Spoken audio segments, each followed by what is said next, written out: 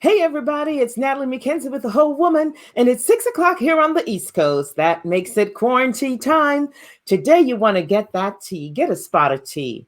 Hit that share button, invite a friend, have a seat, cross your ankles, because our guest is none other than Zen Master Koshin Paley Ellison, author and Jungian psychiatrist. Welcome, Koshin. Thank you so much. A delight to be with you. It's an absolute pleasure having you. How have you been? Very well, and delighted to be with you. Thank Yeah. you. It is such an honor and such a pleasure to be with you again. Mm. And just your voice alone has brought me.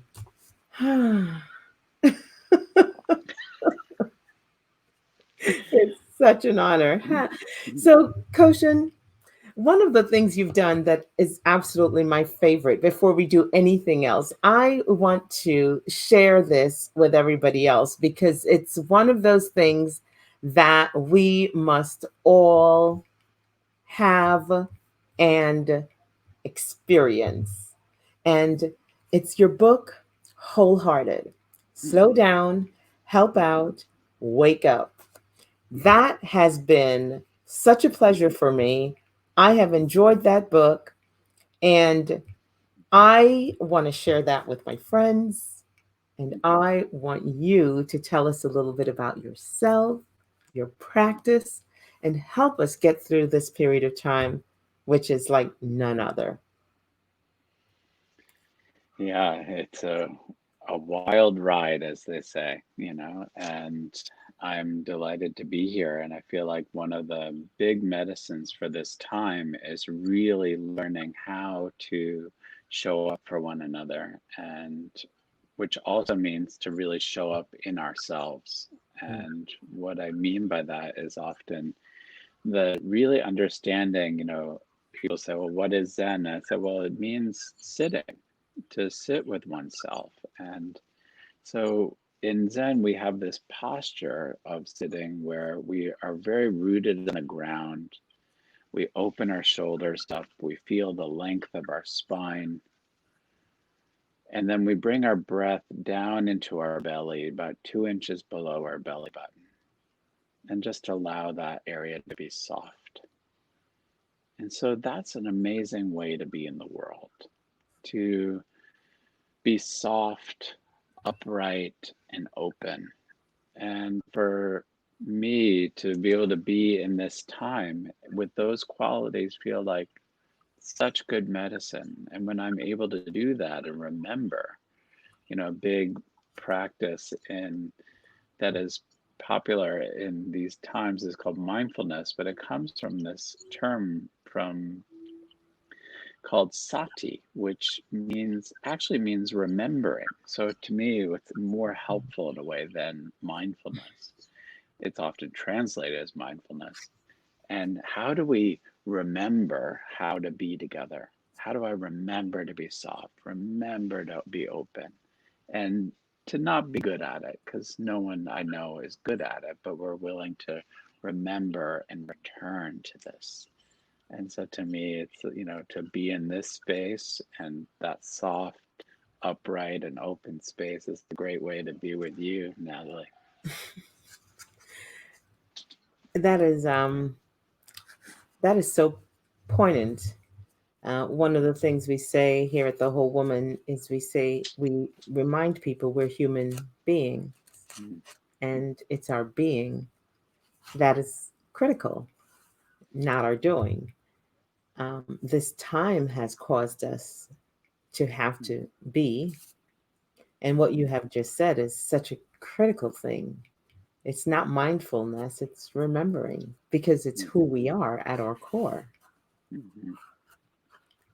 Wow. And for me, it's always what's actually nourishing. Like sometimes we do things, we grab for things that we think will make us feel better, but it's often just following our distractions, which actually don't always really soothe us, don't really nourish us.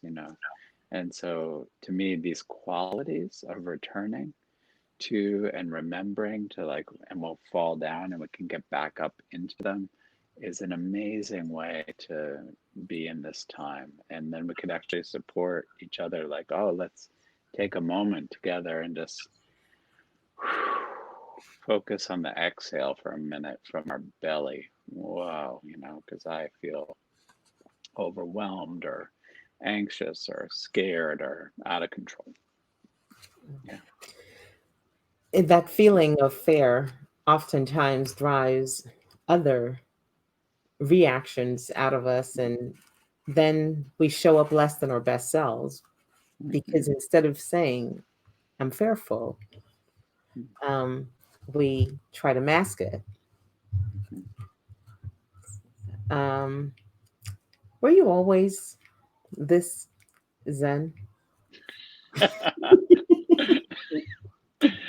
um, Definitely not, and I don't think throughout the day I'm always this zen, but I think mostly I am. And I grew up in, I come from an immigrant family, and my grandparents had, and their parents had escaped the pogroms of Eastern Europe, and most of my extended family beyond the great grandparents were all murdered.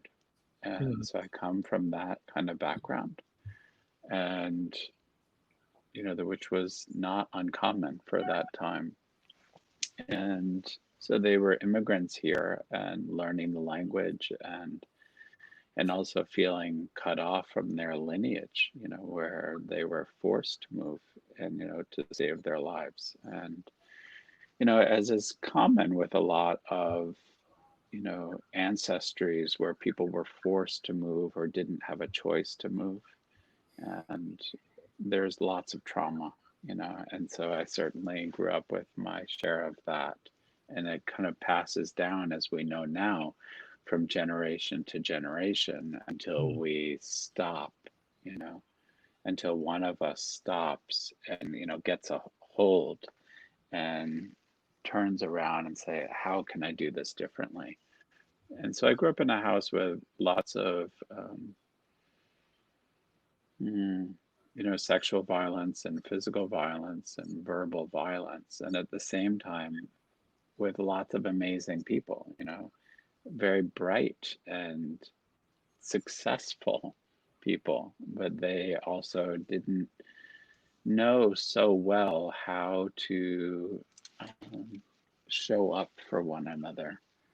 And so, kind of, people were forced to kind of go it alone. Mm. And so each person was kind of trying to make do with what they could. And and so I did that too. And when I was a little kid, there was so much chaos and so scary, and I was afraid a lot of the time, and I was also just drawn to the trees. I was really drawn to, I would just lay in the backyard and look up at we had this big oak tree in our backyard, one tree, but it was just amazing tree. And when I was 8 years old, I used to love visiting my grandfather, my grandpa George, and he used to save all these National Geographics. Back in the day, they were actual magazines, and they used to still, when I was growing up, there were lost native tribes still, and it was more unusual where they would actually profile a city or an urban environment.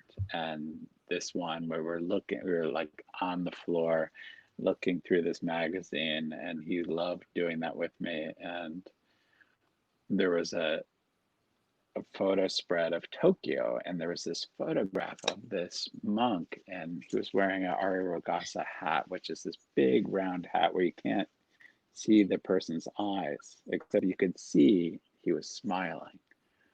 And all the people in the photograph were blurry. They were business people, and they were in suits, and he was there in his formal Zen robes. And I remember feeling, whoa, like just drawn into the picture so much, and wanting to know about this. He looked like a superhero to me. And I remember reading at the bottom, Zen Buddhist monk in Tokyo. And I thought, I want to be that when I grow up. At 8 years old. I remember coming home from my grandfather's house and my mom somehow asking me like what I want to grow up, be when I grow up, and I said a Zen Buddhist monk, and she was like, okay, and so it goes. Wow, at 8 years. So tell us a little bit about the journey through from that moment to when you actually became a monk. Yeah, I was a lot of trouble at home, and then I was a young gay kid, and which middle school and high school is not so friendly. The kids are not so friendly to Yes, different kinds of kids. And so not fun. And and it was also this time where like the first Star Wars movie came out, and then this movie called The Karate Kid, the original one, and those movies somehow captured my imagination about how you could have a teacher. I never understood that, not like a teacher in school, but someone could teach you about how to be in the world. And I thought, I would love that. And so we lived in a suburban area where there were strip malls. And at the local strip mall, behind the strip mall in the basement was a karate school. And I went there, and I think I was 11 or 12, and the Washin-Ryu Karate School. And when I went down there was this guy named Sensei White, and he was very strict, and it was like this very moldy, kind of like not very nice place. It was kind of like going into the swamps, of the world, and we would sit on these wood floors, and we'd sit in seiza, which is like when you have your legs underneath you and you're just sitting upright, and it was so painful. And he said, you'll never be free until you learn how to be still and go through the pain. And we would sit like that for 20 minutes, sweating, sweating, sweating. And I really felt like it was the hardest thing I've ever done. And I was totally hooked. I felt like I was, again, learning that kind of superhero power that I could sit through what I felt like I couldn't. wow. And I became totally dedicated to that practice. And so it became a refuge for me, this like strange underground karate school. And I was like this little kid, basically an 11-year-old kid, in this where most of the people were adults, and it was not like a kid karate school. And and I felt so moved, and I started even like teaching myself some Japanese words and getting really interested in Japanese culture. And it was not until when I was 17 I hitchhiked out to Boulder, Colorado, because I heard that there was a Buddhist university there, and I thought, I don't even know what that is, but I want to go to a Buddhist university.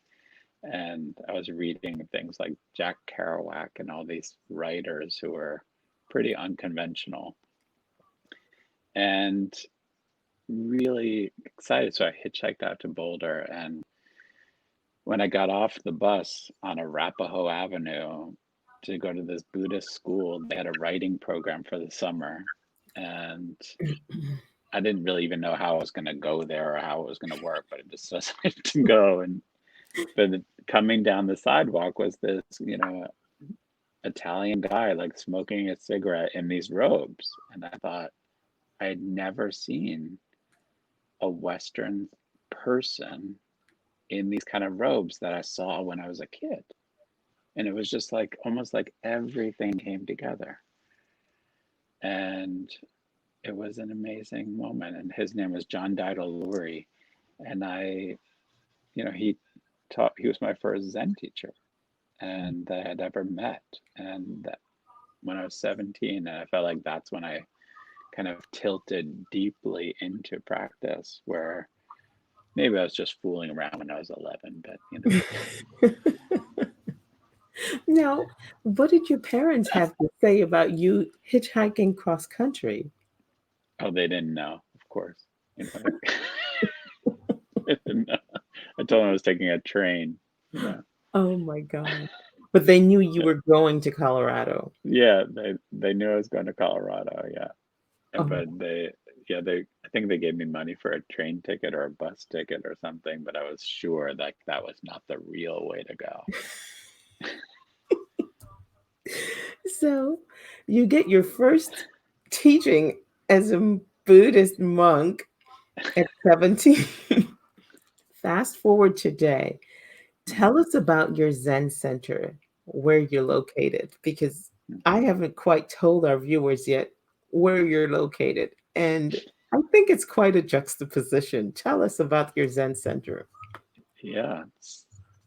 So our center is located in Chelsea, which is uh, around 20, we're on 23rd Street and between 6th and 7th Avenue in the little island of Manhattan. And we chose Chelsea because it's actually a very central location because we have a lot of people who come in from, you know, pre-COVID would come in from New Jersey or from Connecticut or Westchester or Brooklyn and Queens, and it's very central and easy to get to. And the Zen Center we founded, the real founder of the Zen Center is my grandma Mimi, who was this, you know, daughter of immigrants, Hungarian Jewish. She was like 4'10", you know, like she was tiny. She was a tiny woman. And when she started to, after her husband died, after my grandfather died, you know, her kids who were very loving and they wanted her to move to either Atlanta or to Syracuse to be closer to them. And she said, you know, I don't want to leave my beauty parlor. I don't want to leave my people, you know, and her local people, the local diner, the local, all of it. She's like, that's what makes my life my life. And so she asked me to take care of her and that she would take care of me. And it was actually the first relationship I feel like there was this conscious decision. You know, there's this form of love that the Greeks talk about where it's this deep, committed love. And I feel like that's what I began to experience with her. We made this decision to really show up for each other. And so I was with her through, you know, doctor's visits to ambulance rides to moving in with her into the hospice. And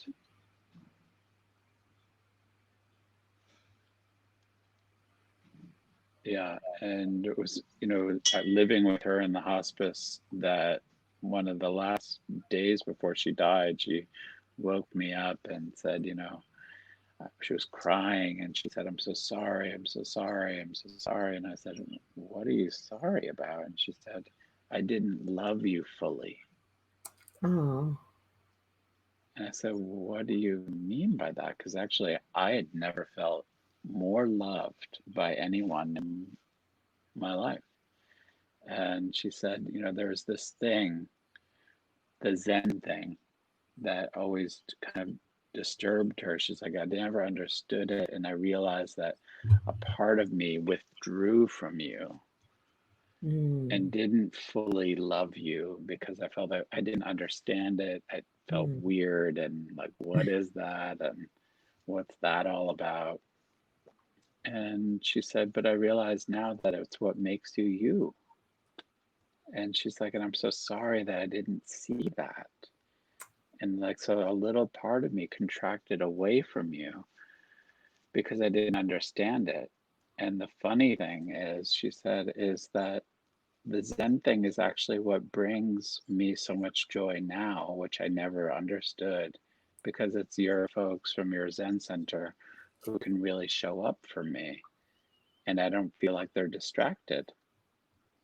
They're just here in a really ordinary and loving way. mm.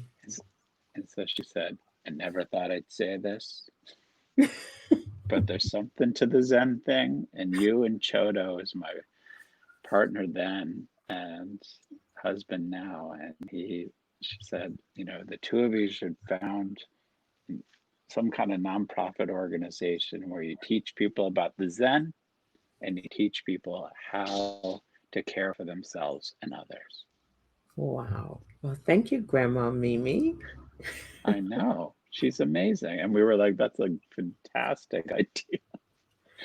And Yeah. so it was really her idea, which is so amazing. And so, it's so amazing that the real founder of the Zen Center is not us, but it's really her legacy, Mimi Schwartz, this little tiny Jewish Hungarian immigrant. Who knew? Who knew? I see our viewers are really responding to your story, and we so appreciate that. Keep the comments and the questions and the heartwarm coming, guys. Um, Koshin, tell us about your work with the Mount Sinai at the Mount Sinai Hospital, or rather, should I say practice? Because I think for you it's more of a practice than work. And yeah, tell us about that. Yeah, so we worked there for many years. And so I was on the ethics committee and the head of spiritual care for the palliative care department. And we worked there for about 10 years and we still are affiliated with them. And what we were doing is to showing up for the staff and for the patients and their loved ones. So providing this extra layer of spiritual and emotional support to anyone who needs it. And for us, kind of like the whole woman, like we feel like it's the whole situation that needs care.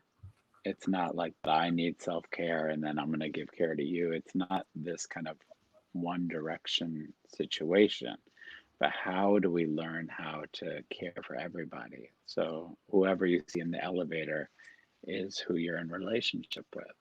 Mm. And so we did a lot of amazing work there, and we continue to have a wonderful relationship with our students now who are on the palliative care inpatient unit at Mount Sinai. So it's been a long, wonderful relationship. You know, you said something just now that really caught my attention. The person you're on the elevator with is the person you're in relationship now. Hmm. That's profound because we're pretty much conditioned to get on the elevator, avert our eyes, and hope to avoid the person who's standing less than 3 feet away from us, sometimes standing inches away from us, Hmm. but we're in relationship with them. Hmm. Well, I think of, sometimes our Zen students talk about this amazing question. They're like, well, how's my practice going? How is my Zen practice going? And I say, usually I ask, well, tell me about your relationships with the people you live near. And they usually say, what? What are you talking about? And I say, do you live in an apartment or live in a house? And, how do you, what do you know about your neighbors? And who do you know at your local supermarket? And how do you participate with the people that you interact with on a fairly regular basis at the bank and at the post office or wherever you normally go, dry cleaners, and learning? And they're usually so surprised, like, what are you even asking that about? I'm asking about my spiritual life. Mm. Mm. And they're so surprised. But I feel like in many ways, there's a wonderful uh, monk from Japan from around the 15th century where he said, the depth of your spiritual practice is shown by how you're serving others. And so for me, it's a really wonderful barometer, in particular in this time of COVID-19, where like, how are you showing up for people? how do we, like that's what I meant really by that elevator thing. It's just about like, how are we showing up? And are you reaching out to the people that you care for? Mm. How are you doing that? Koshin, I want to talk about something that you blessed me with, which is this book, Wholehearted. Mm, And there's so mm, much to talk about here. But I want to acknowledge the time. It's 6:26. We're usually done at 6:30. I am in no hurry if you have the luxury of sparing a few extra minutes with us. And I think our viewers would appreciate hearing more from you. sure. Um, but I would love for you to share with us about wholehearted. And Mm, it's never been more apropos. We don't have a choice. We had to slow down. As a matter of fact, many of us stopped. mm, Help out and wake up. mm. Yeah, so it was a book that I felt like I had to write, and I feel like that's usually a good reason to write it. In fact, I did I felt like I had to write it, but I actually felt like there were other things I needed to attend to that were more important until, a publisher came to me and said, please, what we want to have this book from you. And so then I said, okay. And what for me, the book is called Wholehearted because I feel like it's about how we can live in this life. And I feel like that's what's coming up for many people in this time, like really assessing where they are in their life and how are they actually matching their values with how they're actually functioning. And so the book is really about that. And I share lots of my own personal struggles and difficulties, because I feel like that the beauty of this life is that we can share with one another our struggles and our difficulties. And so that we realize that we're in this together and how we show up together is everything. And and to me, that's the great joy of life, to show up. And so, yeah, so the subtitle is Slow Down, like we're really coming into that, that posture of openness, the softness and uprightness, and then to help out, to see how we can serve. And that's how we wake up, you Mm. know. Many of us just like want to wake up, or we want to like be enlightened or be at one with everything. But that only happens through the engagement, in my experience, with what is most meaningful and most real. The what is when I think of your the care that you provide Mm-hmm. towards the end of life, Mm-hmm. what is it that you find we truly care about the most when we have come to the end of this journey called life here on earth?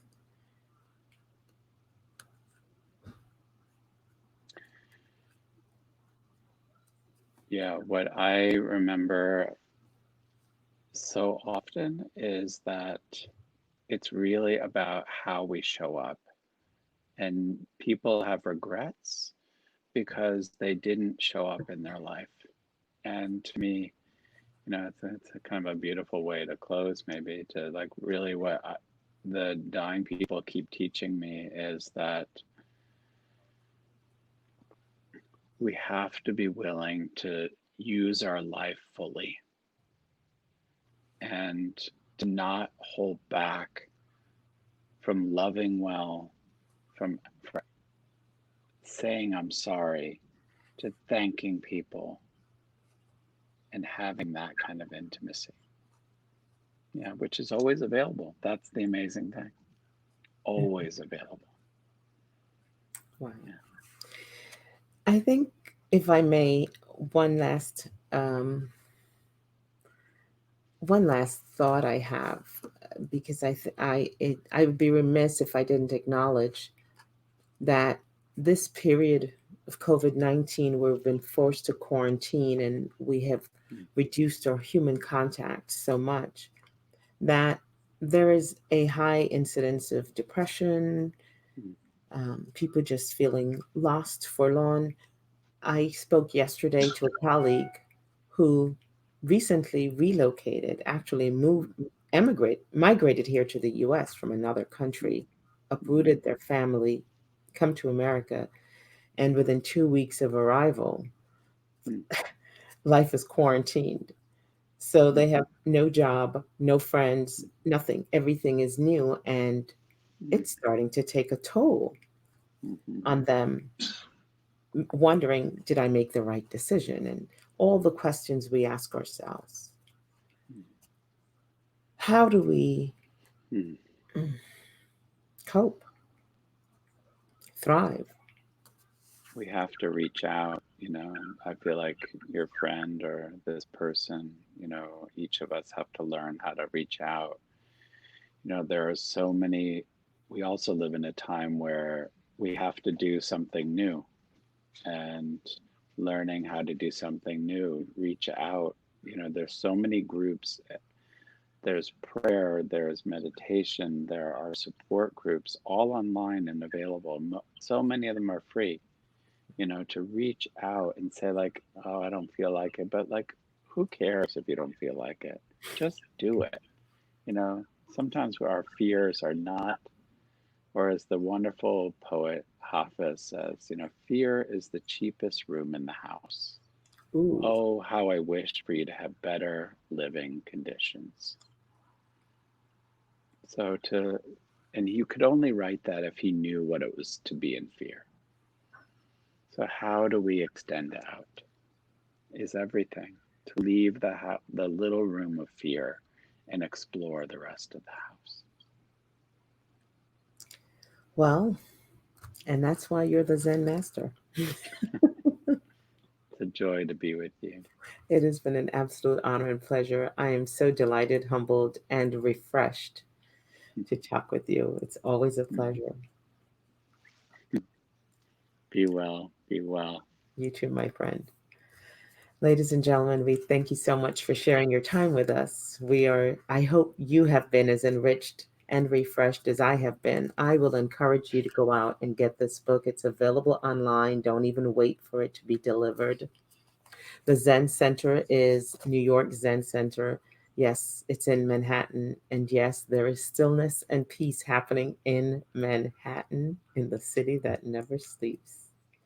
I'm Natalie McKenzie, and I am the whole woman.